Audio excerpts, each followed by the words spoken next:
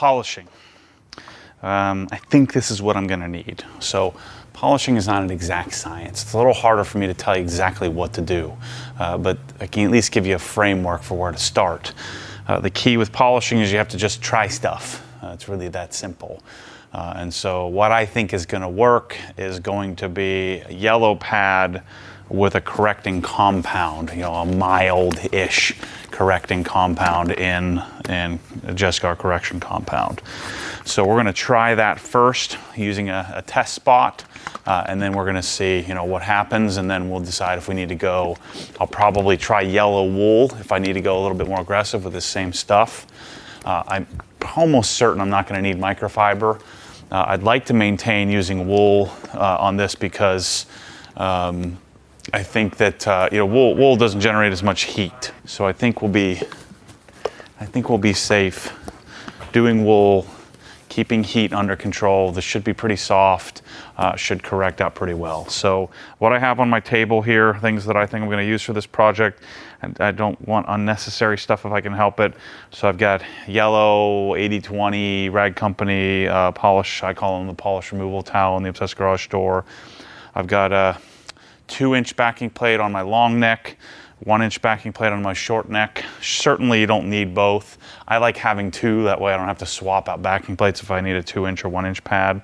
I've got 6, which I may need more, but I've got 6 yellow 3-inch pads. I've got 7 figures.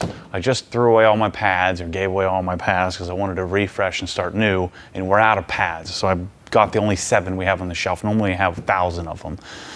It's because everybody's taken the last couple of months off, so we can't get products. So I've got 7 of these, which should be good. I may have to wash them, bring them back tomorrow to do finishing. We'll see how far I get into polishing here. I've got a couple of Rupe's claw tools, which you can use the butter or, you know, use the bristle part to agitate. I've got a LHR 75 pneumatic, which will change your life. Got that. I've got a black 25-foot Prolock cord because I don't have all my hose and power reels set up yet. Mike's coming this weekend to do those. LHR 15 Mark III, and then I've got Scan Grip, Color Match, Scan Grip, Sun Match 3. I actually like the Phoenix light. Whenever I can use the Phoenix light, I like this light the most. But on cars like silver and white cars, it doesn't work as well because it's a really blue. I think it's 6,000 Kelvin. I've got some 2-inch pads, some 1-inch pads.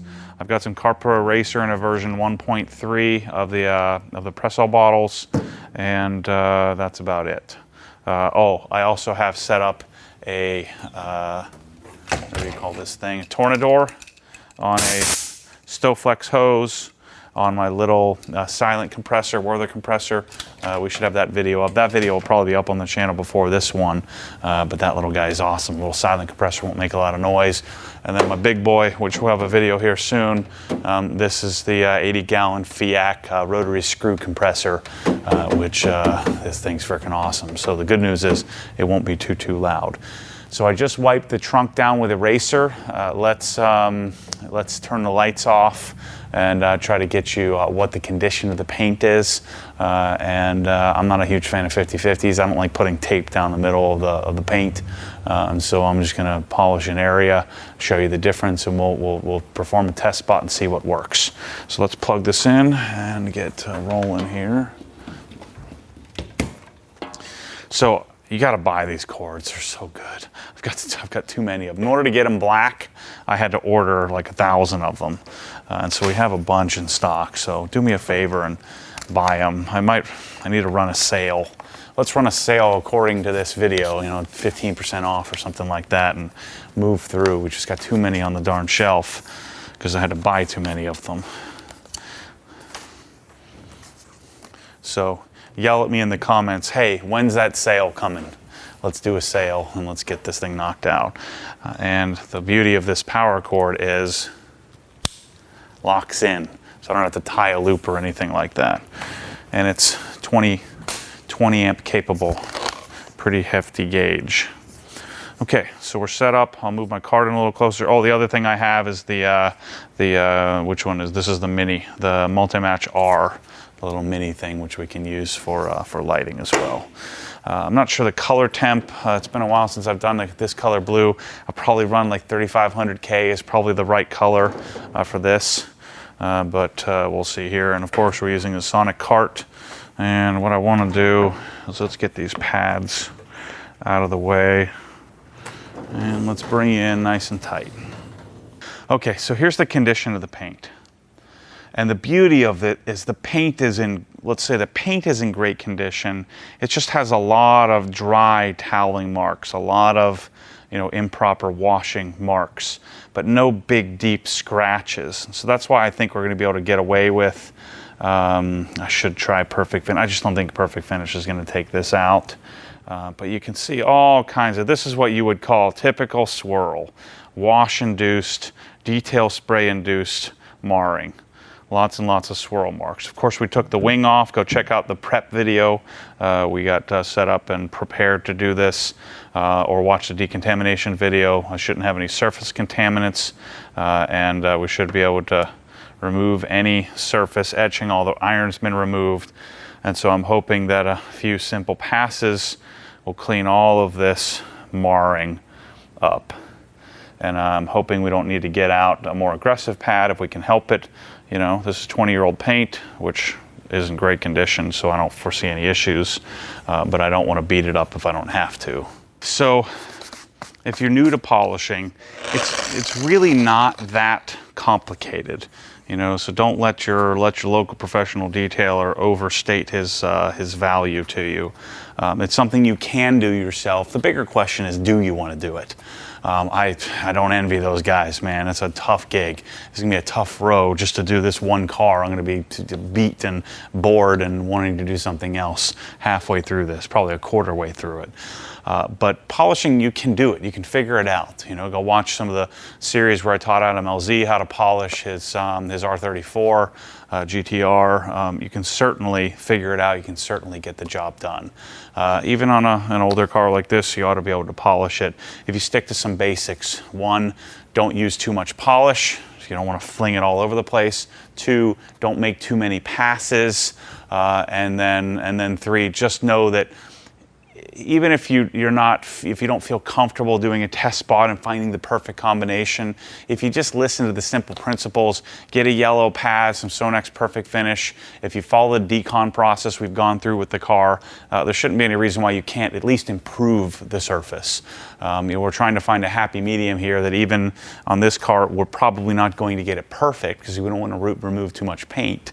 Because remember, we're removing clear coat. That's how we're repairing it. And you don't want to remove too much if you can. And if you just follow these simple steps, these simple principles of preparing it, polishing it without making too many passes and not using too much polish. Using too much polish will just make your life more difficult. And move, slowly, use slow arm motions, and you get the job done. You're certainly going to make your car look better, even if it's not 100% absolute perfect. So always shake up your polish, shake it up periodically. Also try to remember to close the top between uses, between putting it on the pad. And so I'm going to put 4 pea-sized dots, and I'm going to prime it. What I want to do, if I go in and just start polishing here, I haven't lubricated the pad, so I want to polish it, prime it first before I start polishing. So I'm going to go to speed 2, take my cord, put it up on my shoulder. Oops, don't do that. And I'm going to let it spin here. Watch my pad. It'll start speeding up. I'm going to check it. Yeah, I still want a little bit better coverage than that. So let's put a couple more dots. Again, and don't stress about priming. You don't have to. There's not like you really can't do it wrong. So although I'm looking at it and assessing what it should be, don't get too bent out of shape about it. All right, that looks pretty good. Okay, so when you're using a lot of modern polishes, holy crap, that actually cleaned it up pretty well without even trying. A lot of modern polishes are diminishing. This one is diminishing as well. You know, a lot of the Meguiar stuff is not. They uses a different type of chemical makeup, but this particular polish is diminishing. So one key requisite here is I want to spread it around first. I don't want to start here, start working the polish, work, because the longer I work it, the more it breaks down the polish, right? And so I don't want to have some real aggressive cutting action here, and by the time I get over to this part of that same section, I end up not doing as much work. And so because I want to do a good job here on the hood, I'm going to section this off into section 1. Let's say section 2. It's a little big to do 3 sections, but I think that's what I'm going to do. I'm going to break it up into 3 sections here and get the job done. So I'm going to speed it around, or put it around on speed 2, spread it around. Okay, so now I have even coverage. I'm going to go up to speed 4, and I'm going to apply some pressure. Notice my arm speed. I'm not going like this. Nice, slow, and controlled. So that was about 2, let's say 2.5 passes. I want to see what we got. I want to see what that does. So we're going to call this effectively our test spot. So we're going to turn the lights off again, get our scan grip light. And so we're doing a bit of a hybrid here, and we're using a fine polishing pad and a sort of moderately aggressive, a moderately aggressive compounding polish. And notice it cleaned up all that dirt that was underneath there. Problem is now it's all over my pad. Oh man, that's it. I knew I was on it. It was really that simple.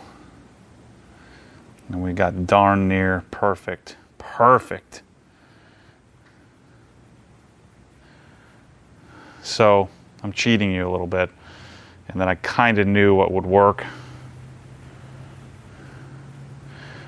And I think that's probably all we're going to need to do the whole darn car. Look at that. Can you see that, Mike? It's pretty legit. All right, that's our combo. So now, because I'm compounding, I don't normally blow out foam pad as often as I would microfiber.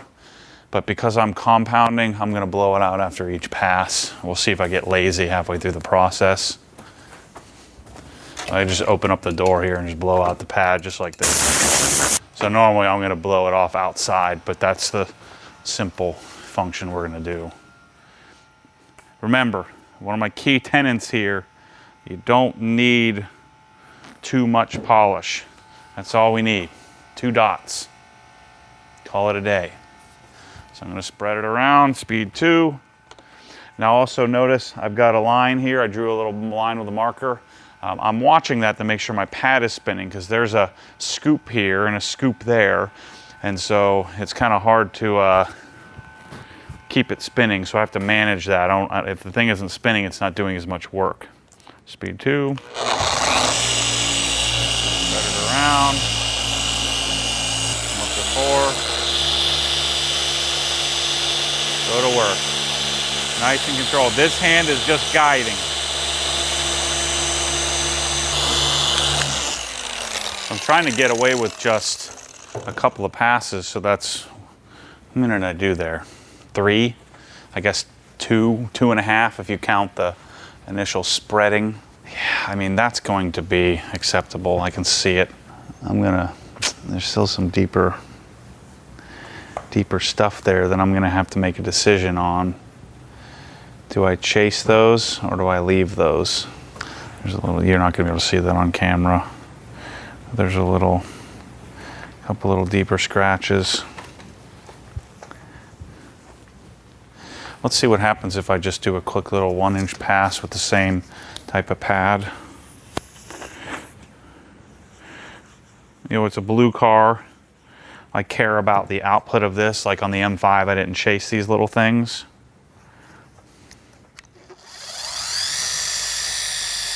I tend to move the smaller pad a little quicker.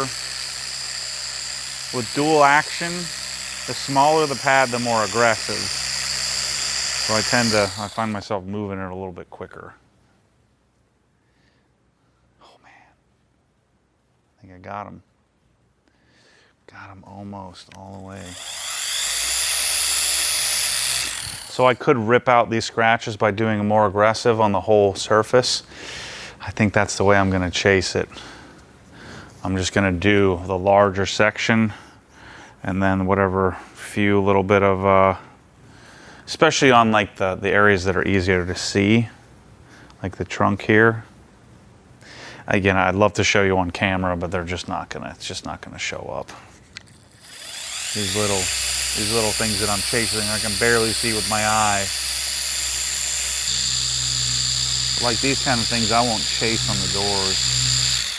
If I can get the doors, you know, because you're not going to look at it like you're looking at the trunk lid. I'm telling you, Jescar on foam is a really nice combo. Really, it blows out really well. Remember, I'm going to shake this up periodically. The other thing I might consider, you know what, let's try making a full 4 passes, and then this might take that out if there are any little remnants left. I'm gonna have to work around this cable here.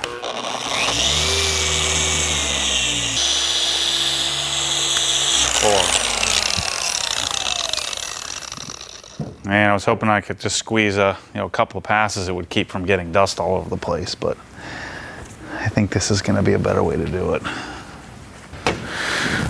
See, would I be better off making fewer passes with wool? The thing that stinks is I just did the whole darn trunk, which is a lot easier to assess. Test spot.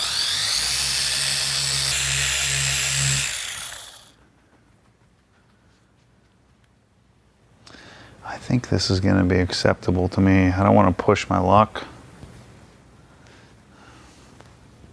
If I step away, wow, I don't get all up in it.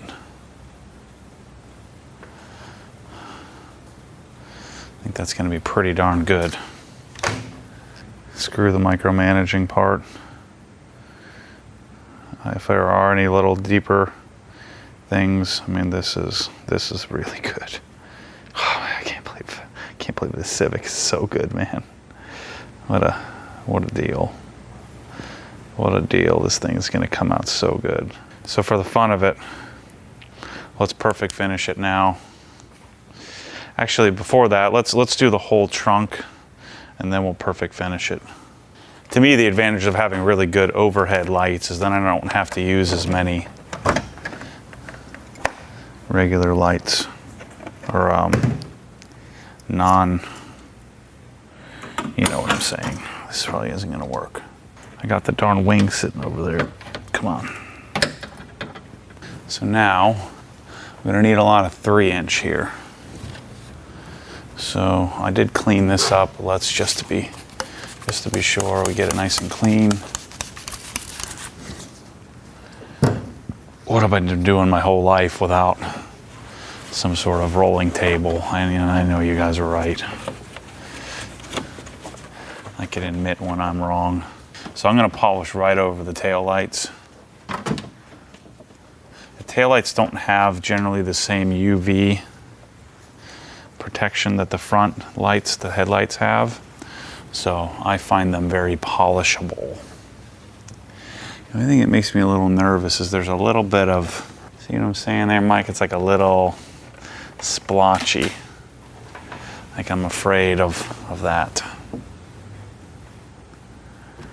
I'm hoping that's just oxidation and not the beginnings of clear coat failure. I think it's just in too darn good a condition to have any kind of clear coat failure. But let's not open up my mouth until we get through this here. So I'm going to the 3-inch, which I need to prime. Same procedure. I'm going to prime this one by hand, since I don't have a really good spot. So I'll just take one of these and just butter it, instead of priming on the fly. So you can just put a few squigglies on there and just make sure you get good coverage.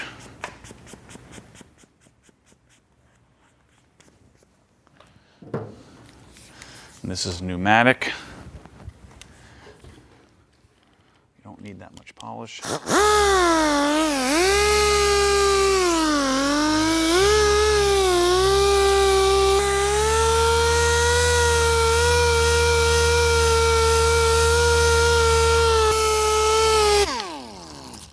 See what that looks like. Oops. Oh yeah, we're in business. Holy moly. This car, it's gonna look so good. It's gonna look so good. This is gonna be the freaking most awesome Civic you've ever seen in your life. Holy crap. And this is Jescar. Wait till I finish it. So yeah, see how this has the same purple like hue that the front bumper does? So the guy I was talking to on in Messenger was dead on. The plastics, just over time, you know, they change color a little bit. So this has a little bit more purple hue to it than the rest of the surface of the car. Holy cow, dude. This is fun. This is my kind of fun. I think it's really worthwhile to blow this out after every pass. Wow. I'm going to do another set of passes on that.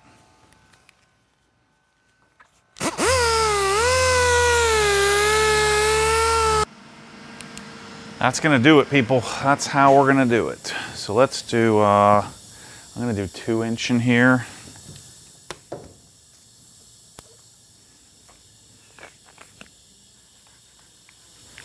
Notice I told you to clean your polish thing after every time, but I'm not actually telling you to do what I preach. I'm not actually doing what I'm telling you to do.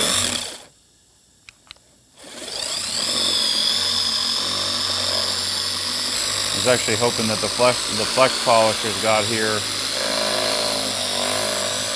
I ordered all the flex wireless stuff. We haven't gotten them in time. How is the yellow pad in? Pretty good. Do you see that trunk lid? Oh boy, does it look good. Why did you buy the perfect Civic if you're just gonna mess it up? Well, this is why, dude, because I'm not gonna mess it up. I'm gonna make it freaking awesome.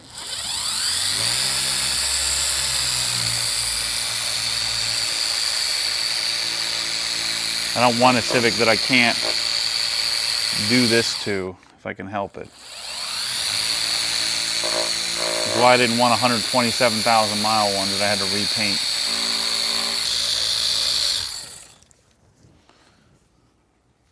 I hate doing this 1-inch crap. I don't have to get this done today, right, Mike? I can take my time. Got all the time in the world. No reason to rush. So this is one of those areas I'm not going to micromanage. I'm just going to move some polish around, and no one's ever going to get a light out and look behind my license plate.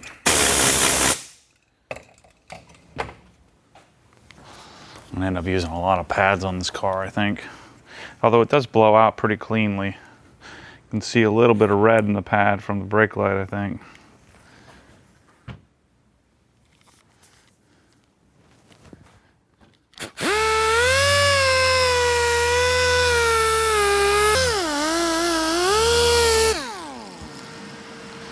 This last little section here on the bottom. This polish just wipes off pretty easily, so you can go and do big, like I did this whole section without wiping it, and it'll be fine.